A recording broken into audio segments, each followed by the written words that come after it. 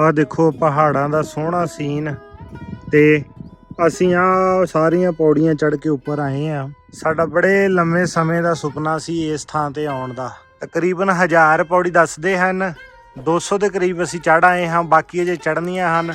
ਉੱਤੇ ਜਾ ਕੇ ਸਾਰੇ ਇਤਿਹਾਸ ਦੀ ਗੱਲ ਕਰਾਂਗੇ। ਇਹੋ ਜਿਹਾ ਮਾਣ ਮੱਤਾ ਇਤਿਹਾਸ ਸ਼ਾਇਦ ਤੁਸੀਂ ਪਹਿਲਾਂ ਨਾ ਸੁਣਿਆ ਹੋਵੇ। ਇੱਥੋਂ ਅਜੇ ਅਸੀਂ ਪੌੜੀਆਂ ਚੜ੍ਹਦੇ ਹੀ ਜਾਣਾ ਹੈ, ਚੜ੍ਹਦੇ ਹੀ ਜਾਣਾ ਹੈ ਤੇ ਉੱਪਰ ਜਾ ਕੇ ਫਿਰ ਬਾਕੀ ਦੀ ਸਾਂਝ ਇਤਿਹਾਸ ਦੀ ਪ੍ਰੋਪਰ ਪਾਉਂਦੇ ਤੁਹਾਡੇ ਨਾਲ। ਜਿਸ ਥਾਂ ਤੇ ਅਸੀਂ ਇਸ ਵੇਲੇ ਬੈਠੇ ਹਾਂ ਐਵੇਂ ਲੱਗਦਾ ਹੈ ਜਿਵੇਂ ਸਾਰੀ ਦੁਨੀਆ ਤੋਂ ਉੱਚੇ ਬੈਠੇ ਹੋਈਏ। ਇਹ ਬਹੁਤ ਜ਼ਿਆਦਾ ਉੱਚੀ ਚੜ੍ਹਾਈ ਚੜ੍ਹ ਕੇ ਇਸ ਕਿਲੇ ਨੂੰ ਆਪਾਂ ਵੇਖਣ ਆਏ ਹਾਂ। ਇਸ ਕਿਲੇ ਦਾ ਨਾਂ ਕਮਲਾਗੜ੍ਹ ਹੈ।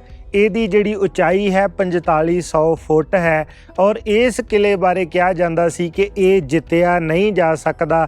ਪੂਰੀ ਗੱਲ ਆਪ ਜੀ ਦੇ ਨਾਲ ਡਿਟੇਲ 'ਚ ਕਰਦੇ ਹਾਂ। ਫਤਿਹ ਬੁਲਾਓ। ਵਾਹਿਗੁਰੂ ਜੀ ਕਾ ਖਾਲਸਾ, ਵਾਹਿਗੁਰੂ ਜੀ ਕੀ ਫਤਿਹ। ਇਹ ਥਾਂ ਜਿੱਥੇ ਅਸੀਂ ਬੈਠੇ ਹਾਂ ਇਹ ਮੰਡੀ ਰਿਆਸਤ ਦਾ ਹੈ। ਮੰਡੀ ਸ਼ਹਿਰ ਆਪ ਸਾਰੇ ਜਾਣਦੇ ਹੋ, ਮਨਾਲੀ ਨੂੰ ਜਾਂਦਿਆਂ ਰਸਤੇ ਵਿੱਚ ਆਉਂਦਾ ਹੈ।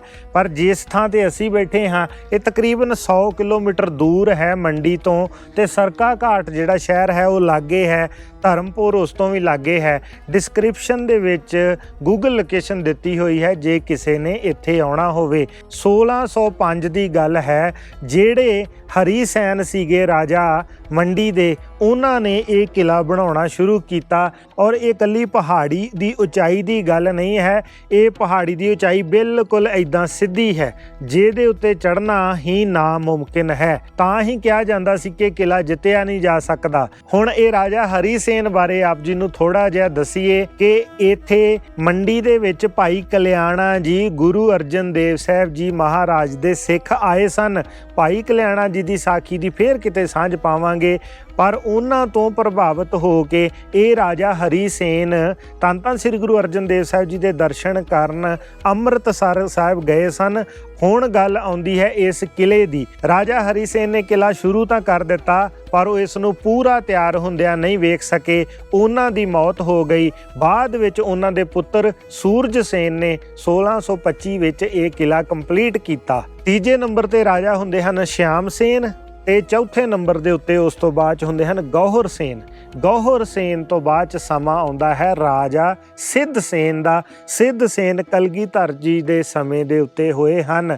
ਸੰਗਤ ਜੀ ਮੰਡੀ ਦੀ ਅੱਗੇ ਵੀ ਵੀਡੀਓ ਬਣੀਆਂ ਹੋਈਆਂ ਹਨ ਪਹਿਲਾਂ, ਉਹਦੇ ਵਿੱਚ ਰਾਜਾ ਸਿੱਧ ਸੈਨ ਜੀ ਦਾ ਜ਼ਿਕਰ ਆਉਂਦਾ ਹੈ ਕਿ ਕਿਵੇਂ ਕਲਗੀਧਰ ਪਿਤਾ ਜਦੋਂ ਰਵਾਲਸਰ ਸਾਹਿਬ ਆਏ ਸਨ, ਰਾਜਾ ਸਿੱਧ ਸੈਨ ਨੇ ਗੁਰੂ ਸਾਹਿਬ ਜੀ ਨੂੰ ਬੇਨਤੀ ਕਰਕੇ ਆਪਣੇ ਕੋਲ ਮੰਡੀ ਲੈ ਗਏ ਸਨ ਤੇ ਮੰਡੀ ਗੁਰੂ ਸਾਹਿਬ ਉਹਨਾਂ ਕੋਲ ਕਾਫੀ ਸਮਾਂ ਰਹੇ ਵੀ ਸਨ। ਹੁਣ ਇਹ ਜਿਹੜਾ ਕਮਲਾਗੜ੍ਹ ਦਾ ਕਿਲਾ ਹੈ ਇਹਦੇ ਬਾਰੇ ਮਹਾਨ ਕੋਸ਼ ਵਿੱਚ ਭਾਈ ਕਾਨ ਸਿੰਘ ਨਾਭਾ ਲਿਖਦੇ ਹਨ ਕਿ 10ਵੇਂ ਪਾਤਸ਼ਾਹ ਮੰਡੀ ਤੋਂ ਇੱਥੇ ਆਏ ਸਨ ਔਰ ਕੁਝ ਸਮਾਂ ਇੱਥੇ ਠਹਿਰੇ ਤੇ ਰਾਜਾ ਸਿੱਧ ਸੈਨ ਵੀ ਨਾਲ ਸਨ। ਫਿਰ ਗਿਆਨੀ ਗਿਆਨ ਸਿੰਘ ਜੀ ਹੁਣਾਂ ਦੀ ਗੱਲ ਕਰੀਏ, ਉਹ ਵੀ ਲਿਖਦੇ ਹਨ ਕਿ ਜਦੋਂ ਕਲਗੀਧਰ ਪਿਤਾ ਜੀ ਇੱਥੇ ਬੈਠੇ ਸਨ, ਰਾਜਾ ਸਿੱਧ ਸੈਨ ਨੇ ਕਿਹਾ ਗੁਰੂ ਜੀ ਇਹ ਕਿਲਾ ਅਟੁੱਟ ਹੈ। ਮਤਲਬ ਗੁਰੂ ਸਾਹਿਬ ਜੀ ਇਹ ਕਿਲਾ ਨਹੀਂ ਜਿੱਤਿਆ ਜਾ ਸਕਦਾ। ਕਲਗੀਧਰ ਪਿਤਾ ਜੀ ਮੁਸਕਰਾਏ ਤਾਂ ਕਲਗੀਧਰ ਜੀ ਕਹਿੰਦੇ ਇਸ ਨੂੰ ਮੇਰੇ ਸਿੱਖ ਜਿੱਤਣਗੇ। ਹੁਣ ਰਾਜਾ ਸਿੱਧ ਸੈਨ ਨੂੰ ਥੋੜੀ ਚਿੰਤਾ ਹੋਈ ਪਰ ਗੁਰੂ ਸਾਹਿਬ ਜੀ ਨੇ, ਅੱਗੇ ਆਪਾਂ ਮੰਡੀ ਵਾਲੀ ਵੀਡੀਓ 'ਚ ਸਾਂਝ ਪਾ ਚੁੱਕੇ ਹਾਂ ਕਿ ਗੁਰੂ ਸਾਹਿਬ ਜੀ ਨੇ ਕਿਹਾ ਸੀ ਤੁਹਾਡੀ ਮੰਡੀ ਦਾ ਨੁਕਸਾਨ ਨਹੀਂ ਹੋਏਗਾ। ਜੇ ਅਸੀਂ ਸ਼੍ਰੋਮਣੀ ਕਮੇਟੀ ਵੱਲੋਂ ਛਾਪੇ ਹੋਏ ਗੁਰਦੁਆਰਾ ਕੋਸ਼ ਦੀ ਗੱਲ ਕਰੀਏ ਤਾਂ ਉਹਦੇ ਉੱਤੇ 107 ਨੰਬਰ ਪੇਜ ਤੇ ਕਮਲਾਗੜ੍ਹ ਕਿਲੇ ਬਾਰੇ ਲਿਖਿਆ ਹੈ ਕਿ ਕਲਗੀਧਰ ਪਿਤਾ ਜੀ ਇਸ ਥਾਂ ਤੇ ਆਏ ਸੀ ਤੇ ਇੱਥੇ ਠਹਿਰੇ ਸੀ। ਹੁਣ ਗੱਲ ਆਉਂਦੀ ਹੈ ਭਾਈ ਧੰਨਾ ਸਿੰਘ ਜੀ ਦੀ। ਉਹ ਸਾਈਕਲ ਯਾਤਰਾ ਕਰਦੇ ਕਰਦੇ 1933 ਵਿੱਚ ਉਹ ਕਮਲਾਗੜ੍ਹ ਤੇ ਆਪ ਨਹੀਂ ਆਏ ਪਰ ਮੰਡੀ ਤੱਕ ਉਹ ਆਏ ਸਨ। ਉਹਨਾਂ ਨੇ ਵੀ ਆਪਣੀ ਪੁਸਤਕ 'ਚ ਜ਼ਿਕਰ ਕੀਤਾ ਹੈ ਕਿ ਗੁਰੂ ਸਾਹਿਬ ਜੀ ਨੂੰ ਰਾਜਾ ਸਿੱਧ ਸੈਨ ਇਹ ਕਿਲਾ ਕਮਲਾਗੜ੍ਹ ਦਾ ਦਿਖਾਉਣ ਵਾਸਤੇ ਲੈ ਕੇ ਗਿਆ। ਇਹ ਕਿਲਾ ਕਮਲਾਗੜ੍ਹ ਦਾ ਅਟੁੱਟ ਸੀਗਾ, ਅਜਿੱਤ ਸੀਗਾ। ਇਹ ਮੰਨਿਆ ਜਾਂਦਾ ਸੀ ਔਰ ਇਕੱਲਾ ਮੰਨਿਆ ਨਹੀਂ ਜਾਂਦਾ, ਇਤਿਹਾਸ ਇਸ ਦੀ ਗਵਾਹੀ ਭਰਦਾ ਹੈ। ਹੁਣ ਰਾਜਾ ਸਿੱਧ ਸੈਨ ਜੀ ਜਦੋਂ ਸੰਸਾਰ ਤੋਂ ਚਲੇ ਜਾਂਦੇ ਹਨ, 6ਵੇਂ ਨੰਬਰ ਤੇ ਹੁਣ ਰਾਜਾ ਇੱਥੇ ਆਉਂਦੇ ਹਨ ਜਿਨ੍ਹਾਂ ਦਾ ਨਾਮ ਸ਼ਮਸ਼ੇਰ ਸੈਨ ਹੈ। ਉਹ ਰਾਜਾ ਜੀ ਦੇ ਸਮੇਂ ਦੇ ਉੱਤੇ ਅਦੀਨਾ ਬੇਗ ਜਲੰਧਰ ਦਾ ਫੌਜਦਾਰ ਸੀ। ਅਦੀਨਾ ਬੇਗ ਜਦੋਂ ਪਹਾੜਾਂ ਵੱਲ ਨੂੰ ਜਿੱਤਣ ਨੂੰ ਚੜ੍ਹਿਆ ਤਾਂ ਉਸ ਨੇ ਗਲੇਰ ਦੇ ਕਿਲੇ ਤੱਕ ਜਿੱਤ ਪ੍ਰਾਪਤ ਕਰ ਲਈ ਸੀ ਤੇ ਗਲੇਰ ਤੋਂ ਬਾਅਦ 'ਚ ਉਸ ਦਾ ਅਗਲਾ ਨਿਸ਼ਾਨਾ ਇਹ ਕਮਲਾਗੜ੍ਹ ਸੀ। ਇਤਿਹਾਸ ਵਿੱਚ ਲਿਖਿਆ ਮਿਲਦਾ ਹੈ ਕਿ ਉਸ ਨੇ ਸੋਚਿਆ ਜੇ ਮੈਂ ਇਹ ਕਿਲਾ ਜਿੱਤ ਲਵਾਂ ਤਾਂ ਮੈਂ ਮੰਡੀ ਜਿੱਤ ਲਵਾਂਗਾ, ਪੂਰੀ ਰਿਆਸਤ ਮੇਰੇ ਕਬਜ਼ੇ ਵਿੱਚ ਆ ਜਾਏਗੀ। ਤਾਂ ਉਦੋਂ ਅਦੀਨਾ ਬੇਗ ਇੱਥੋਂ ਤੱਕ ਪਹੁੰਚਿਆ ਹੈ, ਪਰ ਬਾਹਰੋਂ ਹੀ ਕਿਲਾ ਵੇਖ ਕੇ ਉਹ ਪਿੱਛੇ ਮੁੜ ਗਿਆ ਸੀ ਕਿ ਇਹ ਕਿਲਾ ਨਹੀਂ ਜਿੱਤਿਆ ਜਾ ਸਕਦਾ। ਸੋ ਤੁਸੀਂ ਸੋਚੋ ਕਿ ਜਿਹੜੇ ਵੱਡੇ ਵੱਡੇ ਉਸ ਸਮੇਂ ਦੇ ਸੂਰਮੇ ਕਹਿੰਦੇ ਕਹਾਉਂਦੇ ਸਨ ਆਪਣੇ ਆਪ ਨੂੰ, ਉਹ ਵੀ ਇਸ ਕਿਲੇ ਦਾ ਇੰਨਾ ਖੌਫ ਖਾਂਦੇ ਸਨ। ਹੁਣ 7ਵੇਂ ਨੰਬਰ 'ਤੇ ਰਾਜਾ ਆਉਂਦੇ ਹਨ ਸੂਰਮਾ ਸੇਨ, ਫਿਰ 8ਵੇਂ ਨੰਬਰ 'ਤੇ ਆਉਂਦੇ ਹਨ ਈਸ਼ਵਰੀ ਸੇਨ। ਜਦੋਂ ਈਸ਼ਵਰੀ ਸੇਨ ਜੀ ਦਾ ਸਮਾਂ ਸੀ, ਉਹ ਮੰਡੀ ਦੇ ਇੱਧਰ ਤਖਤ 'ਤੇ ਬੈਠੇ ਹਨ, ਤਾਂ ਇੱਧਰ ਕਾਂਗੜੇ ਦੇ ਕਿਲੇ ਵਿੱਚ ਉਸ ਵੇਲੇ ਸੰਸਾਰ ਚੰਦ ਧੱਕ ਪਾ ਰਹੇ ਹਨ ਪੂਰੀ ਇਸ ਇਲਾਕੇ ਦੇ ਵਿੱਚ, ਔਰ ਸਾਰੀਆਂ ਰਿਆਸਤਾਂ ਉਹਨਾਂ ਦਾ ਲੋਹਾ ਮੰਨ ਰਹੀਆਂ ਹਨ।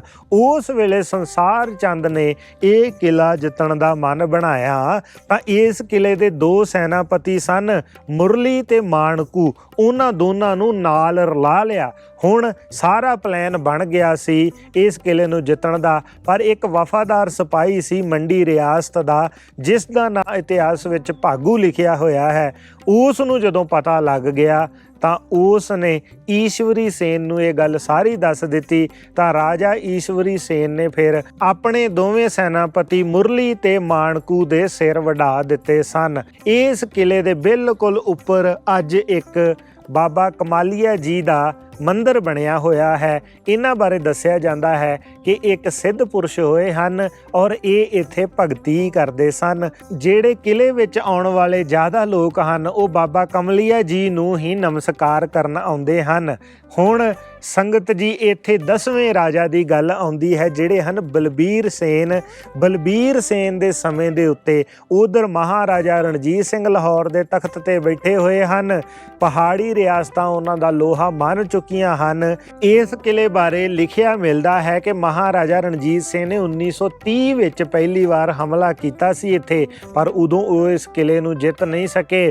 ਵਾਰ-ਵਾਰ ਇੱਥੇ ਹਮਲੇ ਕਰਦੇ ਰਹੇ, ਪਰ ਇਸ ਕਿਲੇ ਨੂੰ ਜਿੱਤਣਾ ਮੁਮਕਿਨ ਨਹੀਂ ਸੀ, ਕਿਉਂਕਿ ਮਹਾਰਾਜਾ ਰਣਜੀਤ ਸਿੰਘ ਆਪਣਾ ਰਾਜ ਲੇਹ ਲਦਾਖ ਤੋਂ ਅੱਗੇ ਚੀਨ ਤੱਕ ਫੈਲਾਉਣਾ ਚਾਹੁੰਦੇ ਸਨ। ਆਪਾਂ ਨੂੰ ਪਤਾ ਹੈ ਕਸ਼ਮੀਰ ਵੱਲੋਂ ਦੀ ਉਹਨਾਂ ਨੇ ਤਿੱਬਤ ਤੱਕ ਪਹੁੰਚ ਕੀਤੀ ਸੀ ਜਰਨਲ ਜ਼ੋਰਾਵਰ ਸਿੰਘ ਰਾਹੀਂ।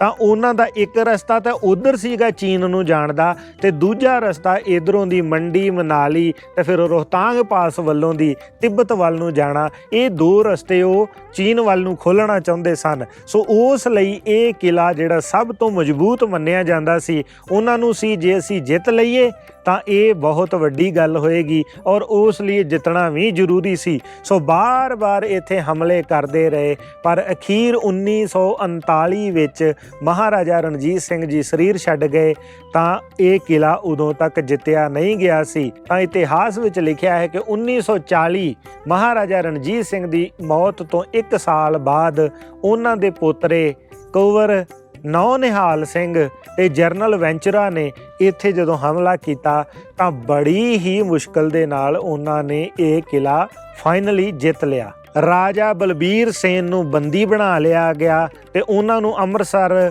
ਦੇ ਕਿਲਾ ਗੋਬਿੰਦਗੜ੍ਹ ਦੇ ਵਿੱਚ ਕੈਦ ਕਰ ਦਿੱਤਾ ਗਿਆ ਸੀ। ਇੱਥੇ ਇੱਕ ਗੱਲ ਬਹੁਤ ਜ਼ਿਕਰਯੋਗ ਹੈ ਕਿ ਗਿਆਨੀ ਗਿਆਨ ਸਿੰਘ ਜੀ ਲਿਖਦੇ ਹਨ ਕਿ ਲਹਿਣਾ ਸਿੰਘ ਮਜੀਠੀਆ ਦੇ ਕਬਜ਼ੇ ਵਿੱਚ ਜਦੋਂ ਇਹ ਕਿਲਾ ਆਇਆ ਤਾਂ ਉਸ ਨੇ 21 ਸ੍ਰੀ ਗੁਰੂ ਗ੍ਰੰਥ ਸਾਹਿਬ ਜੀ ਮਹਾਰਾਜ ਦੇ ਇੱਥੇ ਪ੍ਰਕਾਸ਼ ਕਰਕੇ ਪਾਠ ਖੋਲ੍ਹ ਦਿੱਤੇ ਸਨ, ਔਰ ਉਹਨਾਂ ਨੇ ਗ੍ਰੰਥੀਆਂ ਵਾਸਤੇ ਜਗੀਰ ਲਾ ਦਿੱਤੀ। ਔਰ ਇੱਥੇ ਤੱਕ ਹੀ ਨਹੀਂ, ਜਦੋਂ ਲਾਹੌਰ ਦਰਬਾਰ ਟੁੱਟ ਗਿਆ, ਅੰਗਰੇਜ਼ਾਂ ਦਾ ਰਾਜ ਹੋ ਗਿਆ, ਉਦੋਂ ਵੀ ਉਹਨਾਂ ਨੇ 15,000 ਦੀ ਜਗੀਰ ਇੱਥੋਂ ਦੇ ਨਾਮ ਲਵਾ ਕੇ ਤੇ ਜਿਹੜੇ ਲਾਟ ਸਾਹਿਬ ਅੰਗਰੇਜ਼ ਸਨ ਉਹਨਾਂ ਕੋਲੋਂ ਪਰਮਿਸ਼ਨ ਲੈ ਕੇ ਇੱਥੇ ਪ੍ਰਕਾਸ਼ ਰਿਹਾ।